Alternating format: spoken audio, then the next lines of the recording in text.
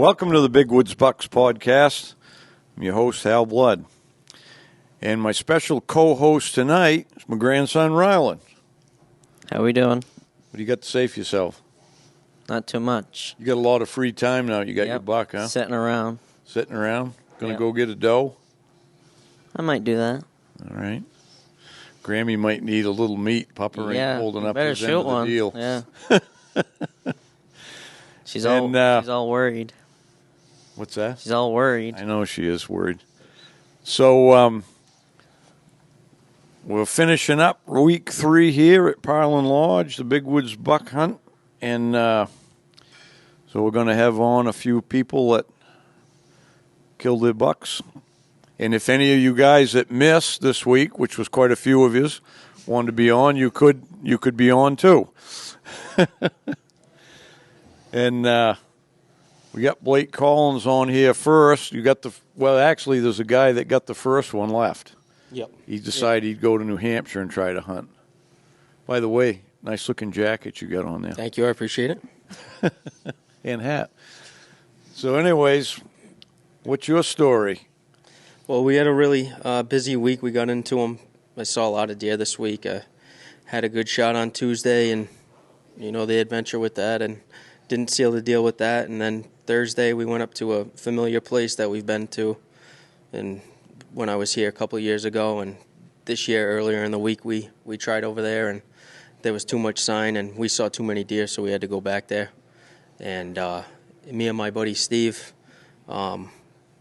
we decided to climb up this mountain. He pretty much went up the middle, and I came around from the end, and we accidentally bumped into each other after a couple hours of being up there. And we talked, and he wanted to go down in some other country that was lower, and I was kind of continuing along the top, and I was following these old skidder trails, and they came to a stop. And I found out they came to a stop because I ran into some ledges fairly quickly. And I was like, it looks like I can get down those, and I found out really quick it was very, very steep. And I got to a point where I wasn't going to be able to climb back up, and I had to keep sliding down. So I was basically sliding down on the snow on my back. And, I got down to the base of the direction I wanted to go, and I just took a break for a few minutes and was checking my GPS in my pack and checking on Steve. And I'm sitting there, I'm getting ready to go and get up from the log that I'm sitting on, and about 70, 80 yards away, the buck was paralleling me, cruising along, and I knew I could tell immediately there was no immediate tracks. There would have been no reason for that buck to come where I was. It wasn't a very attractive area for him, so I knew I was going to have to either take my chance then, or if he got out of view, I was going to have to spend the rest of the day chasing him. And this was about 10:15, 10:20 in the morning. But he immediately started working some scrapes and some rubs, and it was just a wall of green between me and him. And he's kind of zigzagging. I would lose him, and because what happened to me on Tuesday, not getting the deal done, shooting and not getting him down, I really wanted to pick a good shot.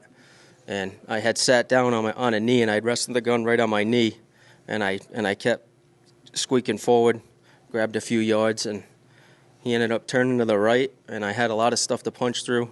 Decided not to shoot. He moved up a few more yards, and I was like, that's a lot to get through, but because I'm shooting a 35 Whelen, I felt pretty confident I could get through it.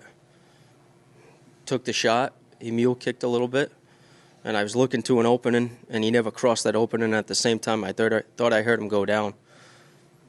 So that was about a 60-yard shot. I ran up to where the initial shot was, and I looked to my right, and I could see his body laying completely flat about 25, 30 yards away. And there was about a 6-8-inch birch tree in between us. I tucked my head to the side, and I could see he was still looking right up at me. So I popped my gun up quick, shot him again, and his head went flat. Racked another one, ran up to him. I got about 4 or 5 yards from him. I thought he was done, and he jumped right up. He came right back to life. I shot him 2 more times, and he went right down there. Nice little 8-point, 126 pounds. Good story. Thank you. Good, quick story. Yep. So, you know what I call that? 2 points connecting, right? Yeah, very lucky. You were in the very woods. Lucky. Yeah. Yep. That's what it is. Yeah. Hey, it's better to be lucky than good. Yeah, absolutely. I've been trying this for a few years, so I was very happy to be lucky. Very happy. Yeah. Yeah, you've been learning the country. How many years you come now? I did 2 years in Allagash, and this is my 3rd year in Jackman. And every year I've been here, I've always got an opportunity, and I finally got it this time. Yeah. So. Hey, you're gaining ground. Yep. Now you got to get the 200-pounder, right? Yeah, that's next. That's next. Next year, right? Yep. Yep. Yeah. All right. Well, that's how it happens. Yep. We had good snow all week. Yep. Now, Steven doesn't have to come on, but your buddy Steven missed one, didn't he? He did. He did. I can't give him a hard time, though, because the one he got a couple of years ago was a little bigger than the one I got this week, so can't say too much. Yeah. Got to be humble with him. Yeah, but we had a good week. We hunted hard all week, and it was a great week. Yeah. Plenty of deer around? Oh, yeah. Yep. Yeah, plenty of deer around, for sure. All right. Good story. Thank you very much. I appreciate it. Who's next? Here's a few words from our sponsors. They're all top-notch people. We're glad to have them aboard. Make sure you support them. That's what keeps us going.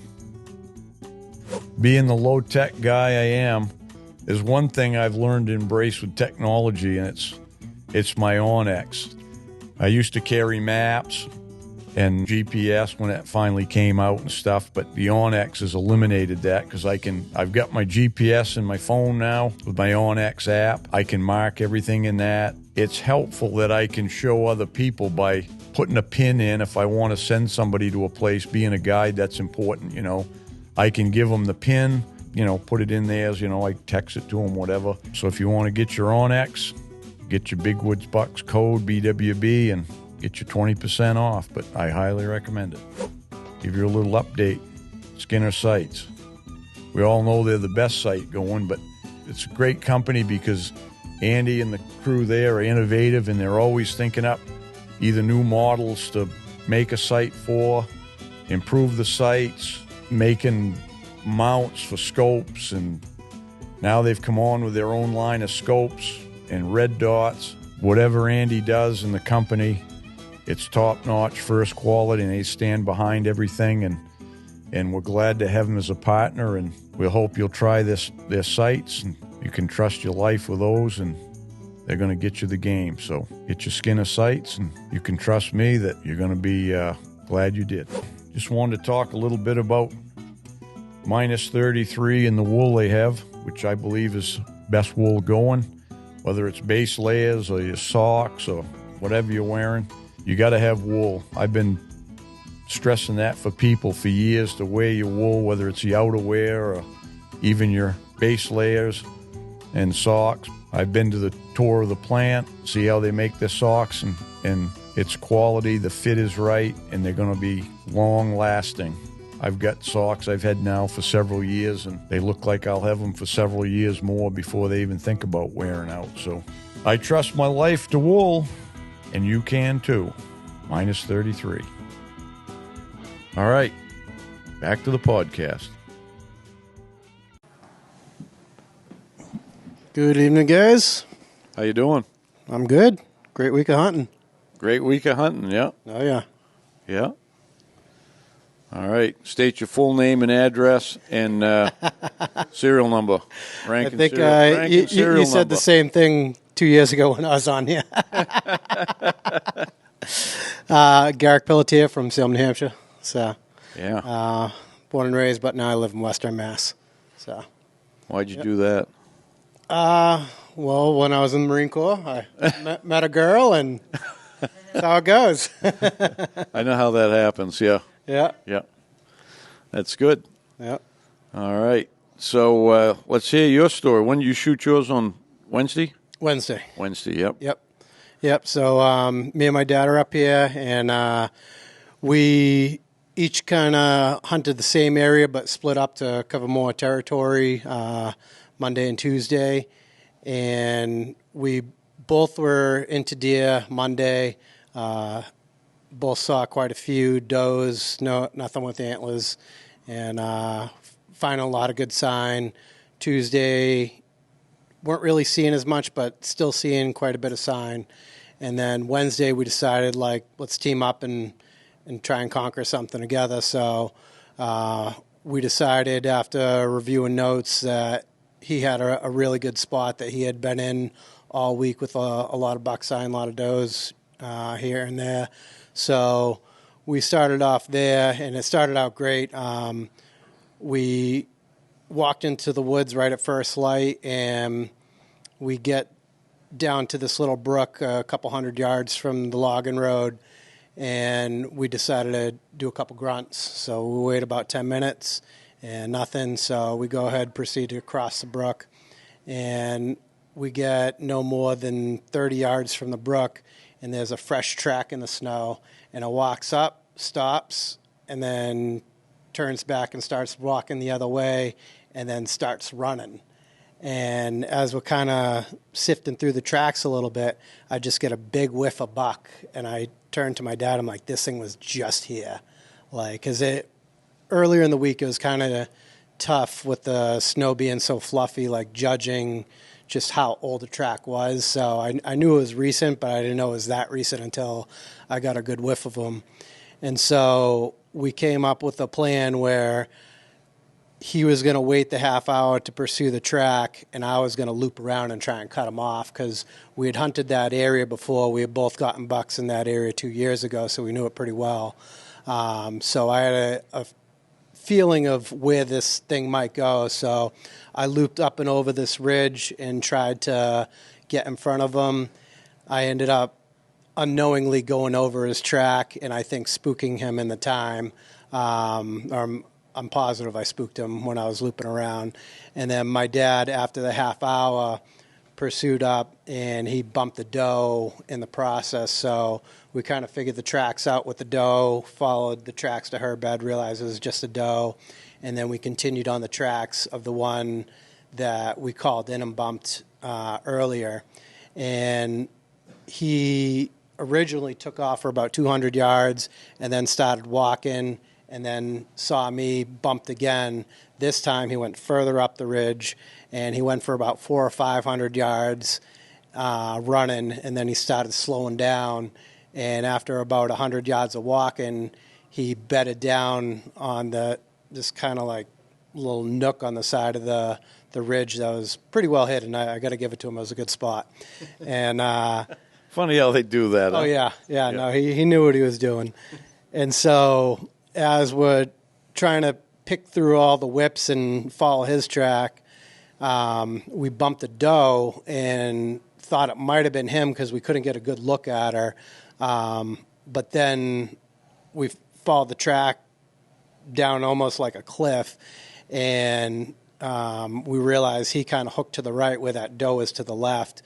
And so we continued down his track and realized we had bumped him out of his bed without even knowing, and he ripped down this hillside. So we knew we had nothing to lose at this point. He'd already been bumped twice, so I was just like, let's try and run this thing down because it's early in the day. We got all day. Like, let's just wear him out.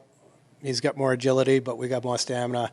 So that was the plan. And so we borderline ran down this small mountain into the kind of boggy area at the bottom. And he met up, once he ran about 400 yards, he met up with that doe that we spooked, and they kind of milled around together for a minute, and then they went into the woods, and they were headed right for a bog that I knew was kind of on the other side of this woods. And I was thinking, I'm like, we got to get to this bog because we can probably catch them crossing it. But then I got distracted, and I looking at the tracks and in a barnyard trying to figure out the tracks and sort them out.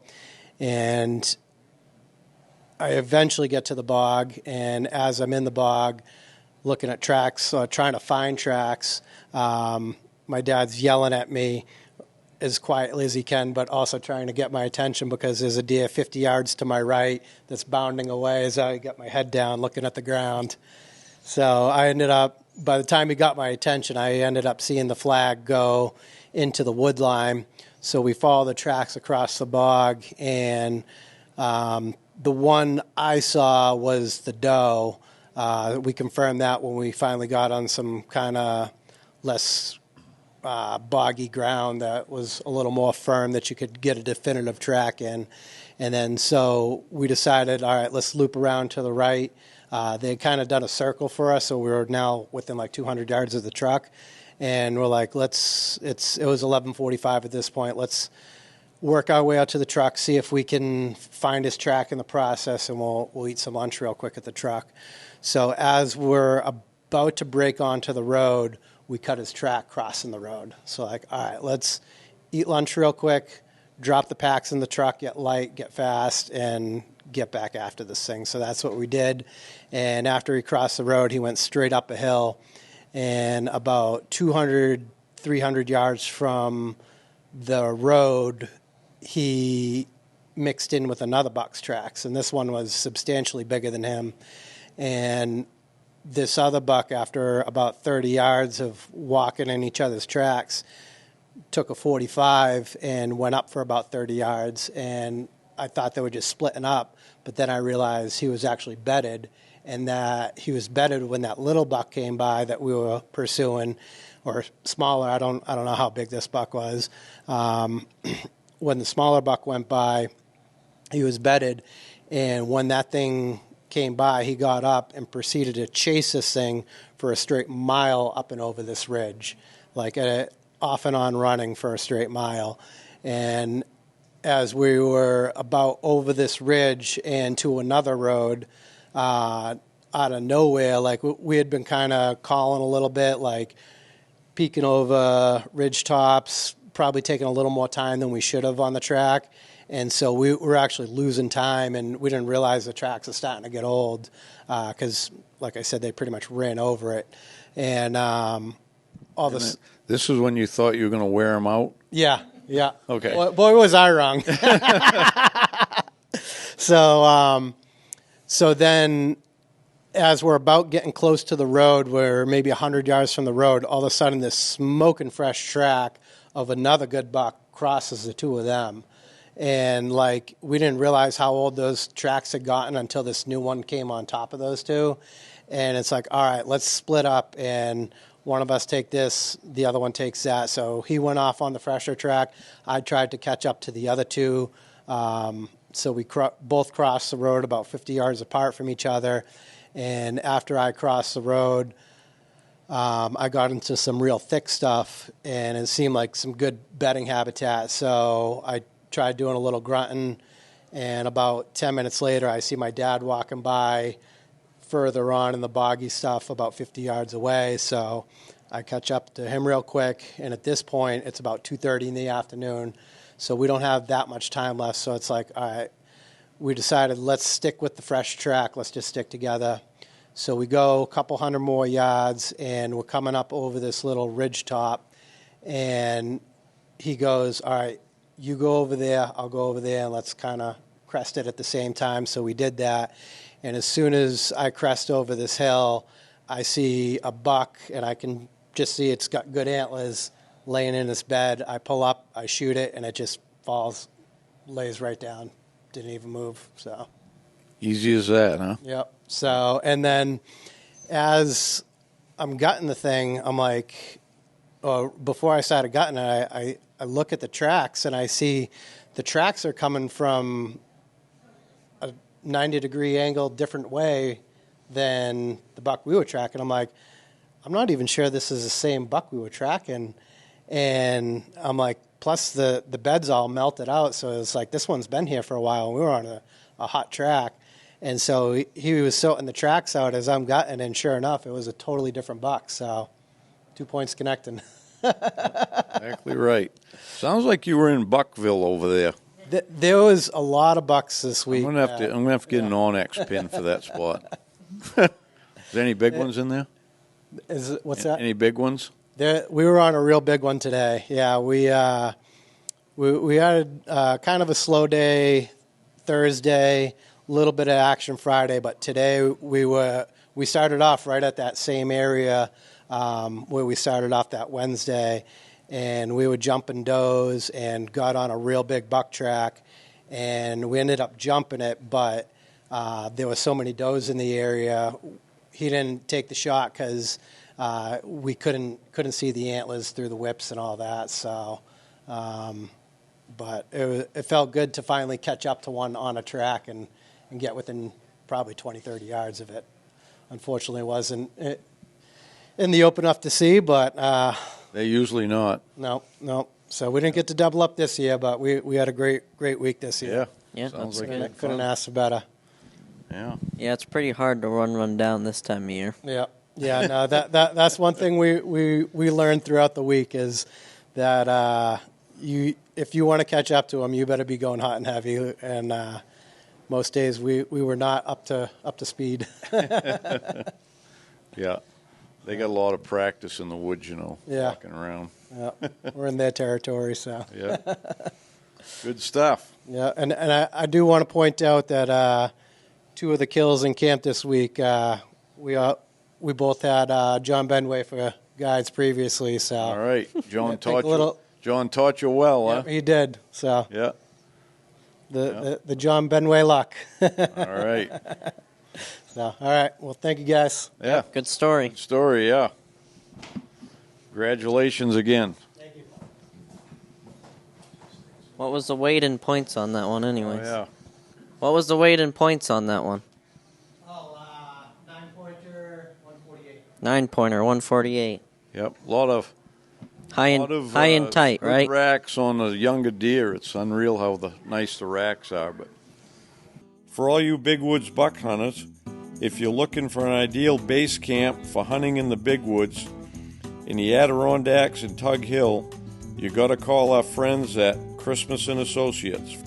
For over 35 years, they've been providing land and camps to sportsmen, 5 to 50 acres, rivers, streams, and ponds in some of the best locations, affordable prices, and in-house financing with low monthly payments. They can even build their Adirondack-style cabins on property you already own. For more info, call Christmas and Associates at 1-800-229-7843 or go to landandcamps.com. Visit Christmas and Associates on Facebook. You want to have Kristen on too with you? It's up to her. I think she just walked away. You can pull up a seat, Kristen. Grab that chair and here's your microphone.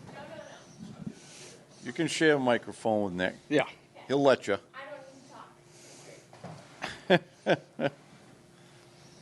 All right. Get tight. Get in the frame. That's right. Yeah. So, we got Nick Antel and Kristen. Now, from which town in Vermont? We're in Waterbury Center. Waterbury Center. Yep. All right. Larry Benoit country. That's exactly right. Yeah. All righty. This is your second year. This is our second year. It's been a blast. You guys Yeah. are great hosts. Last year, you and Kristen got bucks on the same day We did. Should we start with that story? with Guy John. With Guy John, we doubled up. Yep. Did you tell that story last year? I don't think we had that opportunity. Oh, let's tell that story first. Last year was your first year here. It was. We Guy John, you we were had a great running. week. Yeah, You we were had- running him ragged, weren't you? We were. We were. Favorite part of my week last year was after the first half day, John had sent me off to do a loop, and he was, working around with Kristen, and we went back at the truck for lunch, and he looks at me, he's like, that girl can go, man. I could barely keep up with her, I think, but he did great. Do you want to tell your part of the Friday story from last year? Sure, I guess. Yeah. Here we go. I swore I wasn't going to talk on this, but I guess here we go. So it was Friday of last year, third week, and we were out with John. Him and I, he was stuck with me for the morning, and it was a miserable morning. It was so cold, windy, wet snow. We were getting hit with the whips. We were soaked to the bone, even in all wool. So we were actually heading back to the truck, and we were kind of coming down this ridge, and John actually picked up some movement, and first we thought it was a doe. And we were talking about it for a little while. We actually had the opportunity to kind of chat about it. Then we realized that it had antlers, and I was like, I'm not going to shoot it because it was a smaller guy, and he sort of walked off behind this blowdown, and I was like, oh, good, perfect. I don't have to think about that anymore. And John was like, well, it's the second to last day. I was like, shit, you're right. And he's like, meet in the freezer, downhill drag. And, of course, the buck kind of walked back into my line of view and stood there broadside at, I don't know, maybe 50 yards. And so pulled the trigger and made sure we had meat in the freezer. And then John actually left to go get the jet sled. And I met up with Nick. We gutted my deer and started dragging it out to an old log landing, and then I'll sort of let you tell the rest of that. Yeah, so we were waiting there. We didn't know exactly where John was going to come out with the jet sled, but we were probably there 15, 20 minutes. And down that same winter road that we had just dragged Kristen's deer, we heard a twig snap. And we turned around, and, it's either John or no, we saw the doe first. So she jumped out, and she was looking over her shoulder. So we're like, well, we should get down because that's either John coming up with the jet sled or something chasing her. And the doe bounded across the road, went up the ridge, and then maybe 3 minutes later, the buck that I ultimately shot came out, and we were just like, oh my God. I mean, it was a ways down the road, but you could tell it had a great set of horns on it. So I shot it, it mule kicked, and it started running at us down the road. I shot a second time, missed, and then third shot, hit it right in the neck and dropped it. Little did I know, Kristen had actually pulled out her phone, was filming over my shoulder for this whole thing. And the look I gave her after it fell, I just looked up and I was like, what just happened? And so we go up to this buck, and it's the biggest buck by far that I've ever shot. That one was a 189-pound 8-pointer. We were getting ready to gut it, and John starts coming down the road with the jet sled. And I don't think he realized at first what had just happened, but he gets up and he sees, Kristen's deer is over here. He's looking at this other deer. He's like, what just happened? Like, he was just trying to sort it all out in his head, but we told him the story, and we ended up dragging two deer a mile and a half back to the truck, and that was one for the history books for sure. Yeah, good job. So that was 2024. Yeah. Yep. Now wait a minute. Now wasn't there a third buck that come out too? That's exactly right. So after the buck I shot dropped, we looked back up where that doe had crossed, and a second buck, which was equally as nice as this one, was looking at us for a split second and was like, nope, and took off up the ridge to the same direction the doe had gone. So it's a good spot to be, for sure. Yeah. 2 points connecting, right? 2 points connecting, 3 points connecting on that one. Yeah, right. So this year's story, no, I guess? Yeah. Okay. It's all yours.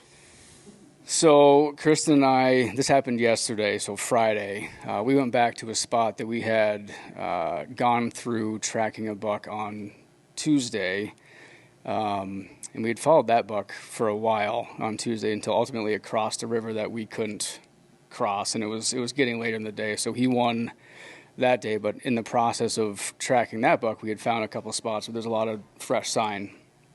So we decided to go back there on Friday, park the truck. Kristen went one way, I went the other. Ultimately, we ended up both on fresh tracks, and we check in every hour or so on the radio just to make sure that somebody's not getting too far out of the way or lost or disconnected or whatever. And I think it was around 10 o'clock, the buck that I was tracking had gotten onto this heavily used deer trail, and it was heading down towards a lower boggy area. And it was such a heavily used trail that I couldn't really figure out where his track actually was in it. And she had tracked a buck to a cut, but she came out to this cut, and there was another hunter in there. So that was right around our 10 o'clock check-in.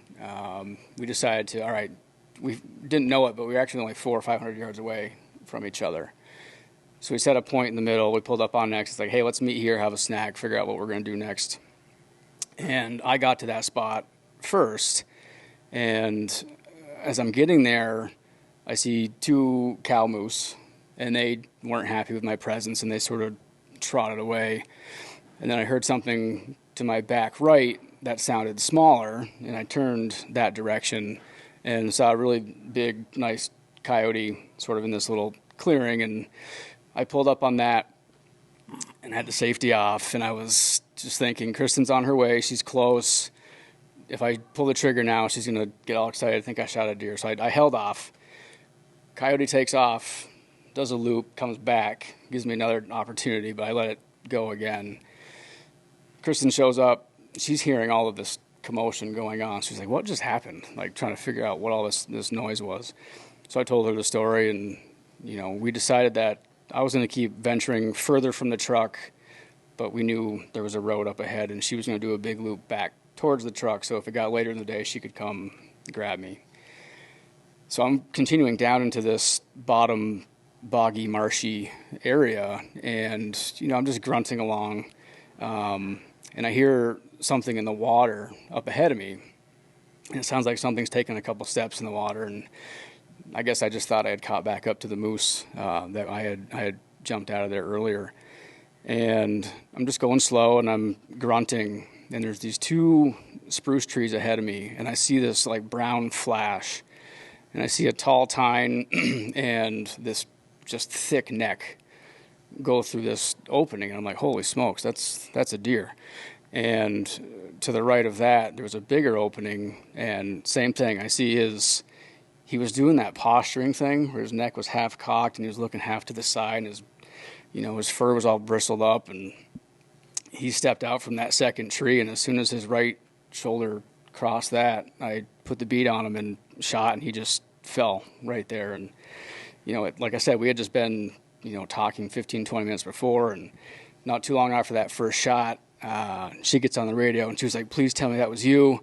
And I'm all ecstatic. I don't even think I was saying words. And I was like, yeah, that was me. He's down. And she's like, where are you? So I told her, and, she came running and almost sunk herself in a marsh trying to get to me. But she survived, and that was him. And he's got the funky looking rack on him. He's just, he's got like a salad fork on one side, and he's weird looking. But he was a trashy swamp buck, and I love him. Yeah. He was, I guess at Bishop's they said 8-pointer, but he's got weird things all over it, so you can count whatever you want, but he was 171, so yeah. Very good buck. Very happy with him. All right. Have anything else to add? Who dragged it out? Kristen mostly, for sure. I've got the picture to prove it if you want to see it. But no, it was actually the drag to the nearest road was, I think it was only about a half a mile. But the truck was another 1.5 miles from there. So happiest walk of my life, though, for sure. Oh, yeah. Didn't mind taking that one at all. Getting them out's the easy part. Getting them down's the hard part, right? You can always get them out. Yeah, was a way to get them out for sure. It was an awesome week. Thank you very much for having us. It was. Yeah, well, congratulations. The accommodations are again. fantastic. Congratulations. Thank you. Yeah. So you're hooked on this big woods hunting then? I'm addicted. For sure. Oh, yeah. Yeah. Yep. We'll be back. Yep. Yeah. It's fun. You learn something every year. You can learn lots every year. You learn new places to go. And, Yep. Yeah. Yep. We was fortunate this year. We've had snow for surely 2 weeks straight ahead, and then the first week we had high elevation snow, but we've had 2 solid weeks of snow here, so Yeah. I haven't seen that in a long time, starting early and having snow right straight through. So Yep. Yeah, we didn't have snow last year until I think it was Friday yes. of the third week, Yeah. at least for our week, and then we've had it all week. Yeah. It's fun. Levels Changes of the playing game, field, yeah. Levels the playing field a little bit for us. sure. Yeah, but they still always have the upper hand. They spend a lot more time in the woods than we do. Right. All right. Well, that's good. Well, Good thanks for having stories. us. Appreciate it. Yep. Any of you misses want to chime in here? Hey, Al here. I just want to take a minute to talk about our wool gear. Our Big Woods Bucks wool gear it's the best value there is on the market. We have 100% virgin wool clothing, whether it's our packs, pants, jackets, whatever. The virgin wool the the natural fiber from the sheep, and it wraps into a tight thread. That's what makes it waterproof, pretty much wind resistant, and comfortable to wear. It's quiet for hunting, especially in the big woods. You can't find anything better than wool clothing. So we have ours. It's all made in USA with all U.S. accessories and everything. We've got, years of experience guiding and it's thought that's going into this stuff. So we've tried to keep the average hunter in mind and kept the price point at where people can afford it. We hope you enjoy it. Wear your woolies. Caught in his death. What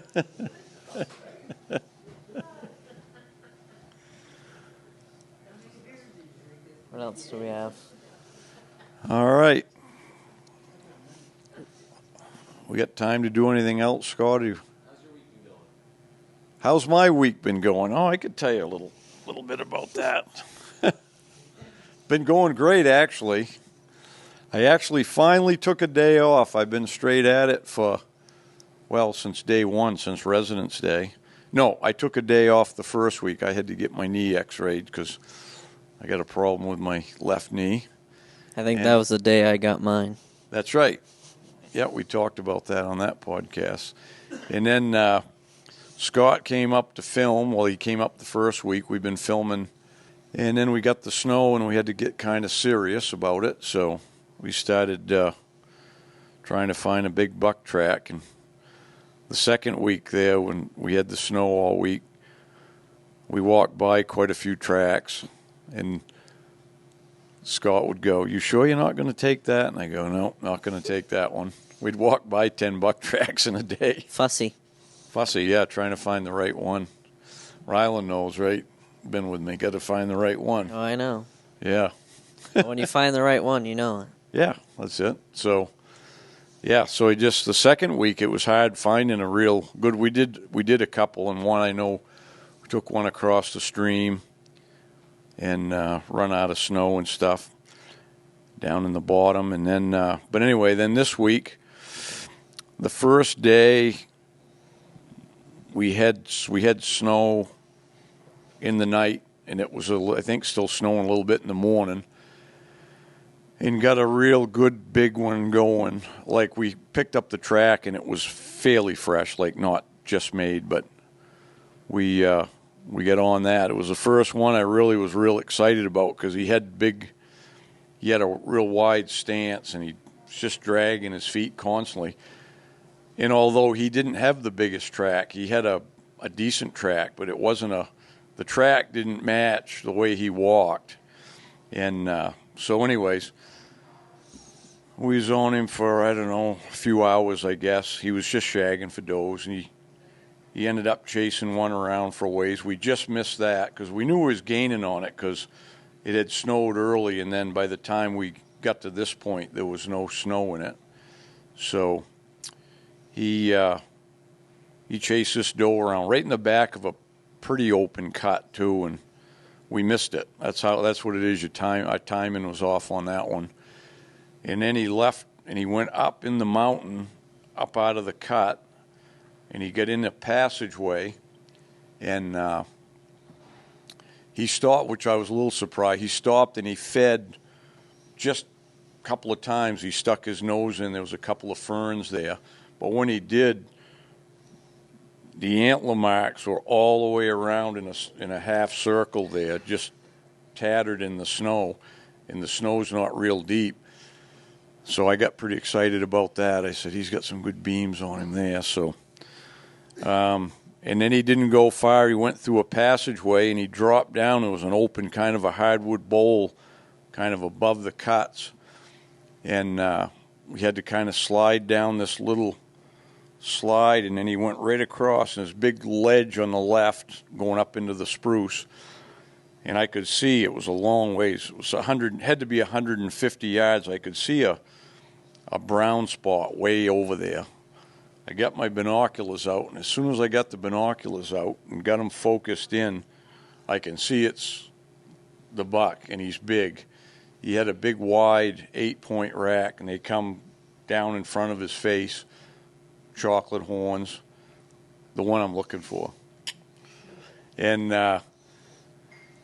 but he's too far away to shoot. Even with binoculars, I could see stuff in the way, and there wasn't a shot, of course. But so I'm thinking, I think I can get closer because I can see some trees are lined up there, and I can get him out of sight. He was kind of turned, like he was looking down, not back towards us, but it went down in a ravine and up the other side. So I was just thinking that I'm going to try to get closer, and then I look in that ravine, and there's another deer there. And the first thing I thought of was it must be another doe. I got my binoculars on that one, and I'm like, looks like I can see sticks around on his head. Well, it was antlers, so I think it was probably like a small 8-pointer or something, basket racked one.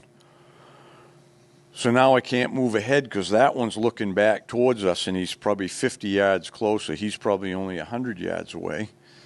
So I'm trying to think of what to do, and then he started walking, and he walked up away. And by now the big one had disappeared. He just kind of walked off. And then this other one went up there, and I didn't want to go that way and spook it because he's going to spook the other one. So I took the time to go down below, like over the crest of the little ridge, went around, got beyond over where the big one was, and got his track. And just that little bit of time, it was probably 10 minutes it took to do that. It put him just far enough ahead because it was all pretty good hardwoods. It was rolling like this, and he was just easing along, dubbing along, and he got over to another little quarter of a mile away, another little ravine, and he picked up another doe in there because he went down and he circled around a few times back and forth, and we missed it again, and he went back up into the mountain following that doe, went up through another passageway, and then headed in across and down into some spruce. And that's where he caught up with her and chased her all the way back down off the mountain, back down into the cuts on the other side. And time they got down to the bottom, then they slowed down, and it was 2:30. And I told Scott, if they turn back up the mountain, we're not going to be able to go. I won't make it up there anyway. It's one of them real steep ones. So anyway, they turned and headed up. We had a sandwich, headed on out, rest the legs a little bit. Then the next morning, we went back over there to try to see if we could find that same track. I didn't think we could, but we went over there the next morning and was checking a road, and we drove in this road, checked the track, drove back out, and just as we got there, I caught something out of the corner of my eye from the truck, and another big buck is like 30 yards from us, bounding up the hill, stops up on the hill there, 50, 60 yards from us, and I stopped the ram charger. I'm just waiting, see if he'd go over the hill, and he did. He finally just walked, or jumped or whatever, and got out of sight. So we put the chase on that one, and in the afternoon, I almost got a whack at that one, and but there was a blowdown in the way. So anyway, we're having fun. We didn't do anything much. Then Wednesday and Thursday this week was, I can't remember. We tracked a couple around, but we didn't get to see those bucks. And then I had to take Friday off. Both my legs were really bothering me, and gave them a rest and felt like $1 million this morning. Got back out there and got on the wrong end of a good buck. We passed the track in the morning. It was the strangest thing. It was a small, I'd call it a small track. It wasn't really a small track, but like a 3-year-old size buck track. I looked at it, got back in the truck, and we made our loop around because now I'm still trying to find that Monday buck again. And we ended up on the other side of this big piece of woods, cutting the track that looked like his. It was dragging its feet the same way, but the track wasn't as big as I'd remembered from the Monday buck. But it was made, and it was made like early in the night. It was in the wet snow from the night before, from last night. And I said, let's go back around, make sure it didn't come out. We drove all the way back around that piece again, went in and got on the track. I said, he's got to be in there. He didn't come out.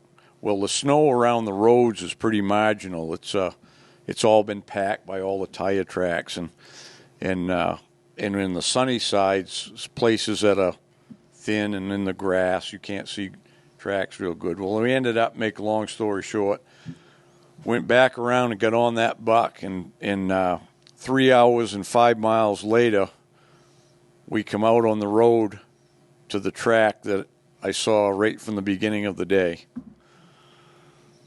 And the reason I didn't, when he got in coming down the road, he was kind of hurrying. He was more straight lining, because I was tracking that buck basically by his drag marks, not by the size of his foot. And so anyways, cost us the whole morning for nothing. Rookie mistake, I guess. I was going to say a little rookie mistake going on there. You know what it is? I'm too impatient to take the time to go look for the tracks enough. I thought I had it in my mind. I just looked quick, and so anyways. And then so we needed a sandwich, so we stopped and had a sandwich, and the power snow came, so it filled the rest, all the tracks looked the same, and I could just, we got back on it, and I could just see where he was walking. That's the only way I could follow it. He'd get in other deer tracks, and I'd lose it. I'd circle and circle. Spent about 2 hours doing that, and then finally it got in such a mess of tracks that it was done. It was down, and there was places where there was no snow, where they've been running back and forth. So we had a nice exercise today, and Monday's another day. I got another day of rest. I've been trying to convince Scott I'll run around with you and film you so he can hunt. Oh, you got something in the works? I've been telling him, but he's like adamant that he has to. That's up to him. Yeah. He's the head of production. I told you. You go, no. I'm waiting until he gets his buck. Oh. We're having a little debate here now. I thought you were asking me when I was going to hunt. Yeah, I was. Not because you got to hunt. Offering to film. No, I'm offering. All right, I'll strap this camera on you on Monday then. Sounds good. Everybody in the world just heard that here's this podcast. I've done it before. All right. Sounds good. I need my exercise. Yeah, you do. You're getting a little slack. Yeah. All right. Well, we had good conversations with some good people, and plenty of more good people in camp that didn't want to come on and say anything. So anyway. I'm not getting my usual November exercise. I got my buck early, and now I'm sitting around. I got to... Well, go get a doe. Yeah, well... If you see a doe, and if you go with me and we see a doe, maybe you want to get one. I'm not going to cut. I'm not going to cut the day. It's going to be close to the truck, and it's going to be the end of the day. Yeah. Right. All right. On that note, we'll wrap it up. All right. Once again, thanks for tuning in. Make sure you hit the like and subscribe button and all that, ding the bell, and support our sponsors. That keeps us going. And until next time, good luck on the trail.